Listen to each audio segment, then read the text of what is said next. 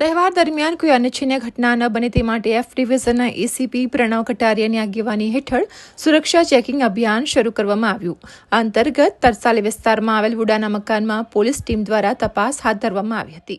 ઝોનરી police station વિસ્તારમાં બે જગ્યાએ આજરોજ કોમ્બિંગ હાથ ધરવામાં આવ્યું છે, જેમાં પાણીગેટ, વાડી અને કપુરાઈ પોલીસ સ્ટેશનના જવાનોને સાથે રાખીને કપુરાઈ પોલીસ સ્ટેશનમાં સોમા તળાવ જે વુડાના મકાનો છે ત્યાં કોમ્બિંગ હાથ ધરવામાં આવ્યું છે.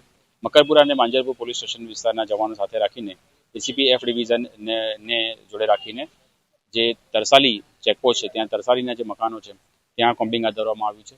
અને આ કોમ્બિંગનો મુખ્ય હેતુ જે આગામી દિવાળીનો તહેવાર આવી રહ્યો છે તે તહેવાર અનુસંધાને વિસ્તારમાં શાંતિ જળવાઈ રહે અને જે શાંતિ સલામતીનો માહોલ છે તે જળવાઈ રહે તે માટે આ કરવામાં આવ્યું છે, જેમાં અમે અલગ અલગ આસ્પેક્ટ પર ફોકસ કરી રહ્યા છીએ અને તમામ ગુનાહિત કૃત્ય ધરાવતા ગુના કર્યા હોય તેવા લોકો MCR, HS અને તમામને ચેક કરવામાં આવ્યું. અમે અહીંયા જેટલા પણ વાહન ચાલકો છે અથવા જેની પાસે વાહન છે તે વાહનોના પણ આધાર પુરાવા ચેક કરી રહ્યા છીએ, તેમના ડ્રાઇવિંગ લાયસન્સ ચેક કરી રહ્યા છે અને જે લોકો મકાનમાં રહે છે તેમના પણ જે મકાન પોતાના નામે છે કે ભાડેથી રહે છે તો ભાડા કરાર છે કે નહીં તે તમામ રીતે અમે ચેક કરી રહ્યા છીએ. આ ઉપરાંત ઘરમાં કોઈ શસ્ત્ર કે એવું કંઈ રાખ્યું નથી તે બાબતે ચેક કરી રહ્યા છે. પ્રોહિબિશન અને ગેમ્બલિંગ એંગલથી પણ અમે તપાસ કરી રહ્યા છીએ. તમામ ધાબા પણ અમે ચેક કરી રહ્યા છીએ.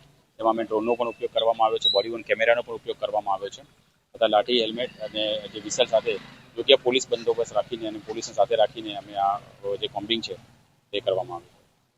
પોલીસ તંત્ર દ્વારા જણાવાયું છે કે દિવાળી પહેલા શહેરના વિવિધ વિસ્તારોમાં આ પ્રકારનું ચેકિંગ સતત ચાલુ રહેશે, જેથી કાયદો અને વ્યવસ્થાની સ્થિતિ યથાવત રહે અને નાગરિકો નિર્ભયતાથી તહેવાર ઉજવી શકે.